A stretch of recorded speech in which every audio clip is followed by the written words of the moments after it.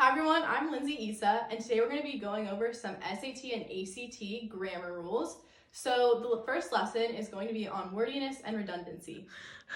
Okay, so the most important thing to remember when looking at wordiness and redundancy is to pick the shortest answer. Usually what they're looking for is trying to trick you by saying something that was already said either elsewhere in the passage or elsewhere in the same sentence. So if you can say something and get the same point across in the least amount of words possible, that's usually the best option. So I'm going to put our first tip for wordiness and redundancy is pick the shortest answer.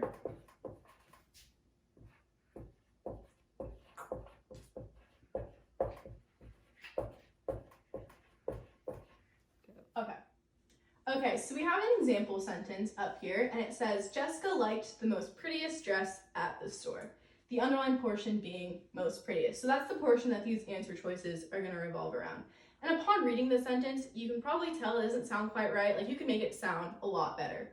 So then you go and you look at the options. So option A says no change. But, you can tell when you read it that you could change that. So we're going to eliminate that option. If you're unsure though, you can keep that in and just see all the other options, if any of them make more sense towards the end. But I think that it's pretty safe to eliminate it just because you can't put most with prettiest, that's just redundant. So the second option, option B, says more prettier. So again, you don't need more when you have prettier. And also with this option, it's not keeping the same meaning as the original sentence, which is something you really want to focus on.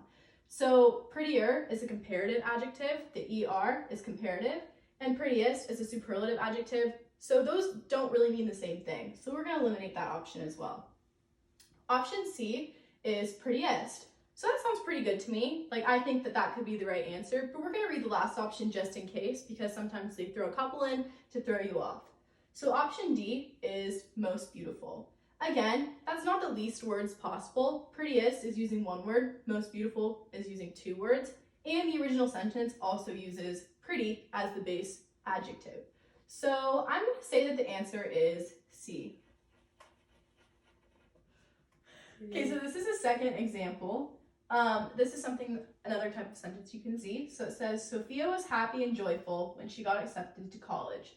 So at first glance, this sounds like it could be right? Like happy and joyful. But what ACT and SAT wants you to do is really say the meaning in the least amount of words possible, right? So then you look at your options.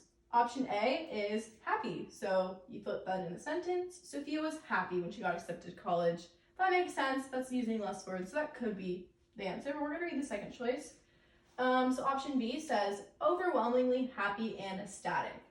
So with that one, it's right. There's nothing really grammatically wrong with it. But it's adding a lot of extra words that you just don't need and aren't necessary. So for this case, the answer would be A, happy. Okay, so the third example that we'll be showing you in this video is each month people put up monthly decorations. So upon reading this sentence, it kind of sounds weird, and that's because you're repeating month. So you don't really, if you're saying each month, you don't need to say monthly decorations.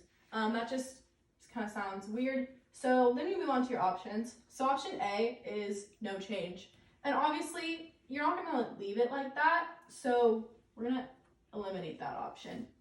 Option B says just decorations. So each month people put up decorations. That is short, concise, to the point, and it's grammatically accurate. So we're going to keep that in, but we're going to look at the other ones as well. So option C says seasonal decorations. So each month people put up seasonal decorations. Again, that makes sense. It's grammatically correct, but this one is more concise. So we're going to eliminate this one.